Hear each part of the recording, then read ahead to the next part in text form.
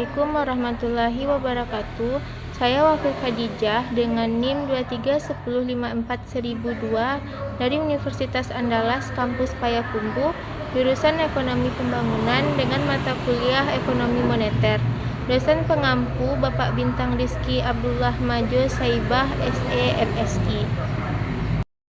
Saya akan menjelaskan materi tentang moneter policy theory atau teori kebijakan moneter. Respon kebijakan moneter terhadap guncangan. Sebagian besar bank sentral menetapkan V pangkat T antara 1% dan 3%. Dengan kata lain, bank sentral mengejar stabilitas harga melalui kebijakan moneter yang bertujuan untuk meminimalkan perbedaan antara inflasi dan target inflasi V kurang V pangkat T. Perbedaan yang oleh para ekonom disebut sebagai kesenjangan inflasi. Respon terhadap guncangan permintaan agregat. Guncangan permintaan agregat. Tidak ada respon kebijakan suatu guncangan permintaan agregat menggeser kurva permintaan agregat ke kiri dari AD1 ke AD2 dan menggerakkan perekonomian dari titik 1 ke titik 2, di mana output agregat turun ke Y2 dan inflasi turun ke V2. Dengan output di bawah potensi, kurva penawaran agregat jangka pendek bergeser ke bawah ke AS3 dan perekonomian bergerak ke titik 3, di mana output kembali ke YP tetapi inflasi telah turun ke V3. Guncangan permintaan agregat. Kebijakan menstabilkan output dan inflasi dalam jangka pendek.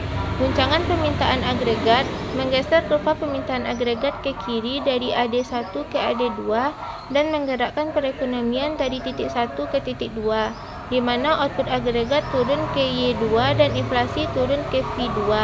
Pelonggaran kebijakan moneter otonom menurunkan suku bunga real pada tingkat inflasi tertentu dan menggeser kurva AD kembali ke AD1. Output agregat kembali ke potensi di titik 1 dan inflasi kembali ke tingkat targetnya.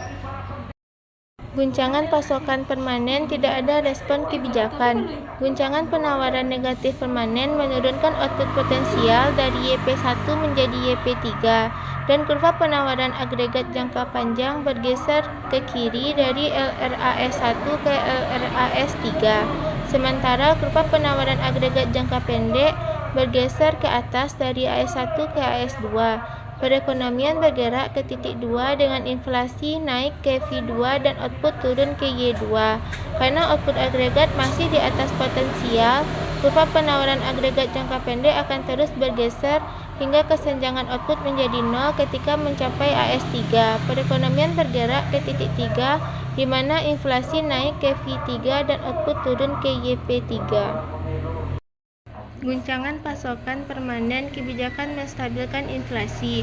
Guncangan penawaran negatif permanen menurunkan output potensial dari YP1 menjadi YP3 dan kurva penawaran agregat jangka panjang bergeser ke kiri dari LRAS1 ke LRAS3. Sementara kurva penawaran agregat jangka pendek bergeser ke atas dari AS1 ke AS3. Pengetatan kebijakan moneter otonom menggeser kurva permintaan agregat ke kiri dari ke AD3 sehingga menjaga tingkat inflasi pada VT di titik 3. Respon terhadap guncangan pasokan sementara. Tidak ada respon kebijakan. 1. Tidak ada respon kebijakan. Jika para pembuat kebijakan membiarkan kebijakan moneter otonom tidak berubah, otonom akan bergerak ke titik 2 dengan inflasi naik ke V2 dan output turun ke Y2. 2. Kebijakan menstabilkan inflasi. Kesenjangan inflasi pada angka 0 mengarah pada kesenjangan output 0. Sehingga dengan menstabilkan inflasi, respon kebijakan juga lebih menstabilkan aktivitas ekonomi. Ketika terjadi guncangan penawaran permanen, tidak ada pertukaran antara tujuan ganda menstabilkan inflasi dan menstabilkan aktivitas ekonomi. Respon terhadap guncangan pasokan sementara. Stabilisasi output jangka pendek. Guncangan penawaran negatif sementara menggeser kurva penawaran agregat jangka pendek dari AS1 ke AS2, menggerakkan perekonomian ke titik 2 dengan inflasi naik ke V2 dan output turun ke Y2. Untuk menstabilkan output, pelonggaran kebijakan moneter otonom menggeser kurva permintaan agregat ke kanan QAD3 pada titik 3. Tindakan kebijakan moneter telah menstabilkan aktivitas ekonomi, tetapi inflasi di V3 lebih besar dari tingkat target VT. Hubungan antara menstabilkan inflasi dan menstabilkan aktivitas ekonomi. 1. Jika sebagian besar guncangan terhadap perekonomian adalah guncangan permintaan agregat atau guncangan penawaran agregat permanen, maka kebijakan yang menstabilkan inflasi juga akan menstabilkan aktivitas ekonomi bahkan dalam jangka pendek. 2. Jika guncangan penawaran sementara adalah jenis guncangan yang paling umum, maka bank sentral harus memilih antara dua tujuan stabilisasi dalam jangka pendek. Keterlambatan dan implementasi kebijakan. 1. Keterlambatan data adalah waktu yang dibutuhkan para pembuat kebijakan untuk memperoleh data yang menggambarkan apa yang terjadi dalam perekonomian. 2. Keterlambatan pengakuan adalah waktu yang dibutuhkan para pembuat kebijakan untuk merasa yakin tentang sinyal-sinyal yang dikirimkan data mengenai arah perekonomian di masa depan.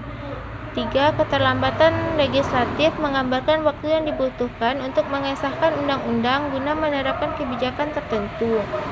4. Keterlambatan implementasi adalah waktu yang dibutuhkan pembuat kebijakan untuk mengubah instrumen kebijakan setelah mereka memutuskan kebijakan baru.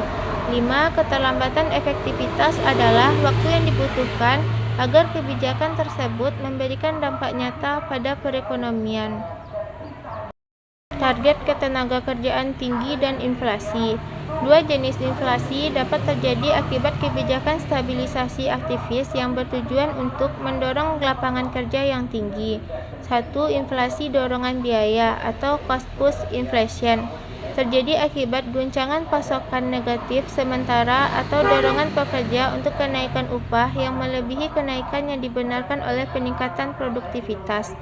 2. Inflasi tarikan permintaan atau demand pull inflation terjadi ketika pembuat kebijakan menerapkan kebijakan yang meningkatkan permintaan agregat.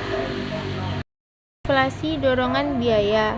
Target pengangguran yang terlalu rendah atau target output YT yang terlalu tinggi menyebabkan pemerintah meningkatkan permintaan agregat, menggeser kurva AD ke kanan dari AD1 ke AD2 ke AD3 dan seterusnya karena pada YT tingkat pengangguran berada di bawah tingkat alamiah. Upah akan naik dan kurva penawaran agregat jangka pendek akan bergeser ke atas dan ke kiri dari AS1 ke AS2 ke AS3 dan seterusnya. Hasilnya adalah kenaikan inflasi yang berkelanjutan yang dikenal sebagai inflasi tarikan permintaan. Kesimpulan, stabilisasi inflasi dan aktivitas ekonomi umumnya sejalan dalam jangka panjang, namun dapat saling bertentangan dalam jangka pendek akibat guncangan pasokan sementara.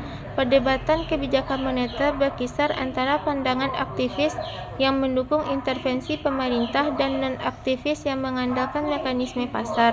Dalam jangka panjang, inflasi merupakan fenomena moneter yang dapat dikendalikan melalui kebijakan moneter. Kebijakan stabilisasi yang terlalu ekspansif dapat memicu inflasi tarikan permintaan maupun dorongan biaya ketika suku bunga mencapai batas bawah nol. Kebijakan moneter konvensional menjadi tidak efektif sehingga diperlukan kebijakan non-konvensional untuk memulihkan perekonomian. Terima kasih. Assalamualaikum warahmatullahi wabarakatuh.